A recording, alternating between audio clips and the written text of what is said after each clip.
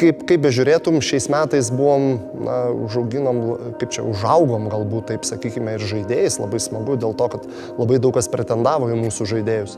Labai daug, užaugo žaidėjai. Iš tikrųjų keista buvo, kad Torpas išvyko į Uteną, nes aš tikėjausi, kad toks žaidėjas gali jau dar kažkur tai ir aukščiau kilstelt kartelę, tai tarkim, apie jį net buvo kalba, ėjo kalbos iš Eurolygos komandų, tas šioks toks prisilietimas, gal susidomėjimas. Mes tikrai norėjom matyti, išlaikyti klube, be abejo, taip, man jis buvo vienas iš svarbiausių žaidėjų ir praeitais metais. Tačiau, situacija labai paprasta, sakyčiau, tiesiog Utena išsitraukė didelį kapšą pinigų, kurių mes negalėjom sau leisti šitiek išleisti, nes būtų labai stipriai susilpnėjusios kitos pozicijos.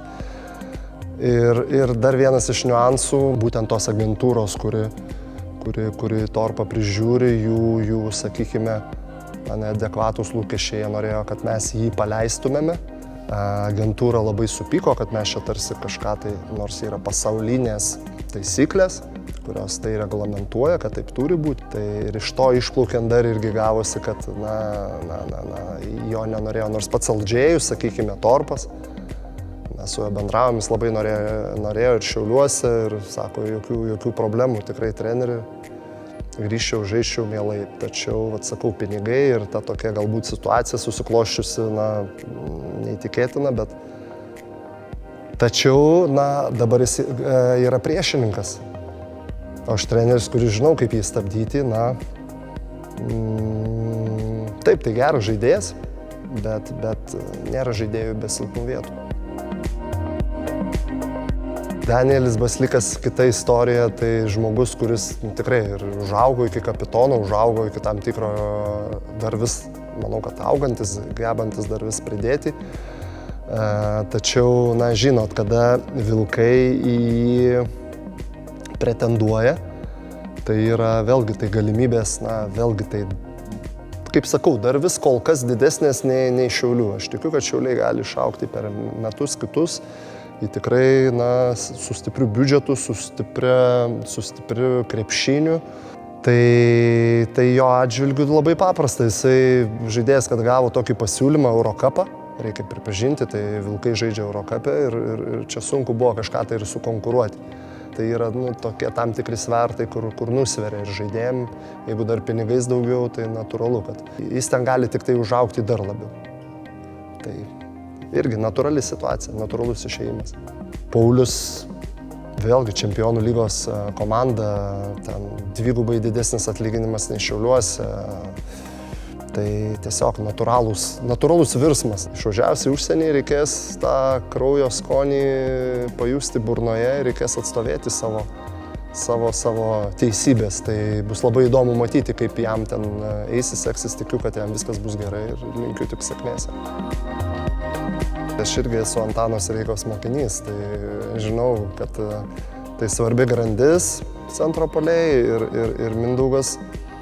Aš tikiuosi, kad jisai eigoje, čia nereikia įsivaizduoti, kad nuo pat pirmų galbūt ten rungtynių stebuklus pradės daryti, bet pasiekęs gerą formą ir supratimą, nes vienaip ir kitaip dar šiek tiek reikės ir grįžti į tą, nes eilę metų žaidė Azijoje. Tai tikiu, kad į galą sezono jis bus vienas dominuojančių centrų lygoje.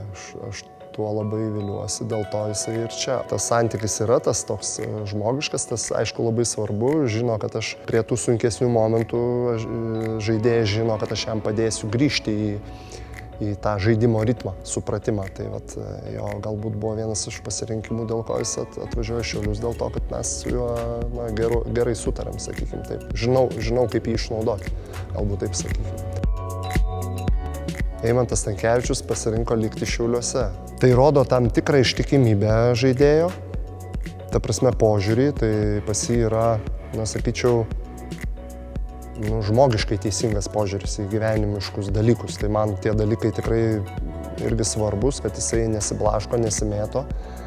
Man gražu buvo jo interviu paskaityti, kad jis rinkosi širdį ar kažkaip tai kad jis paklausė širdies, kur eiti, nes jam buvo pasiūlymų, galbūt ir noras tas pagaliau išvažiuoti iš Šiaulių.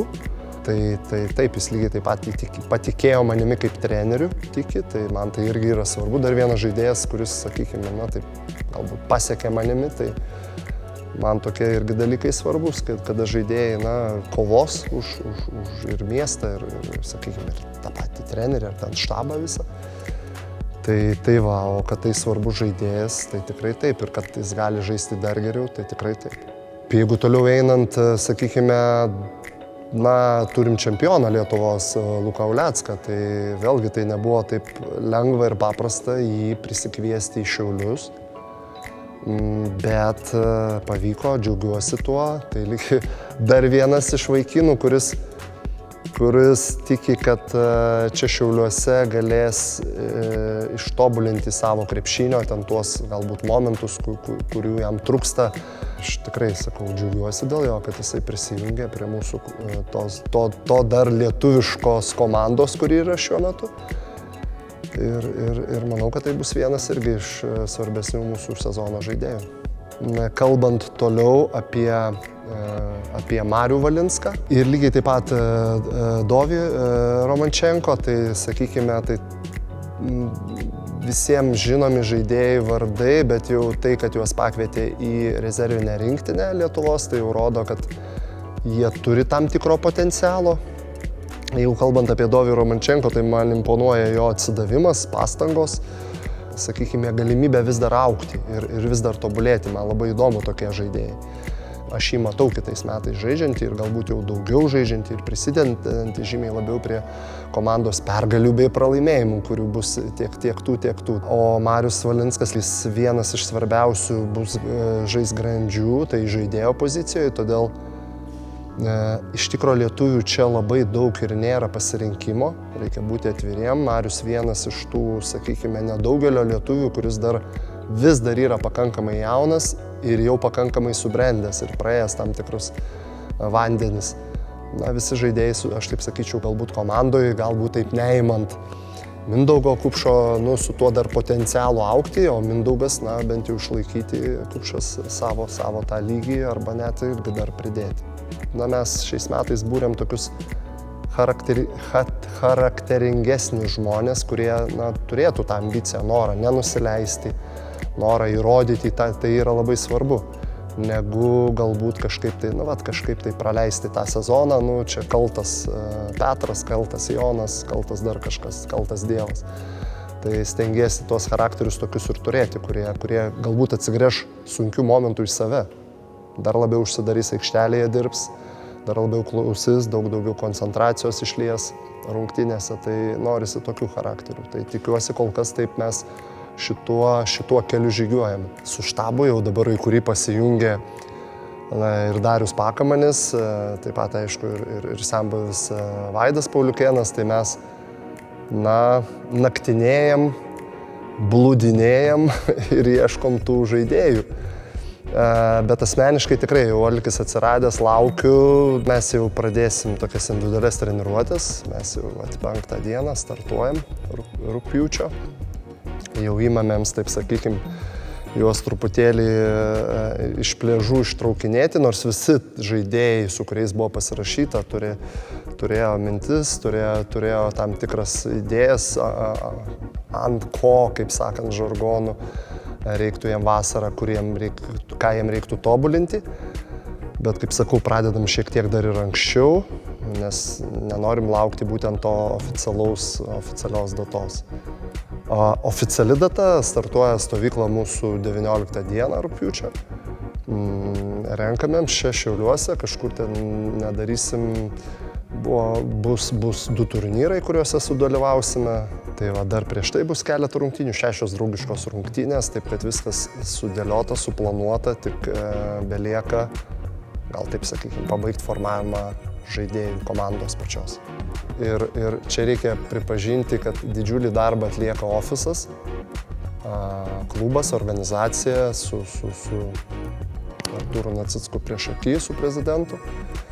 Nauja valdžia, direktorius ir valdyba visa, kurie kiek išgali didina tas galimybės ir jos šiek tiek padidintos.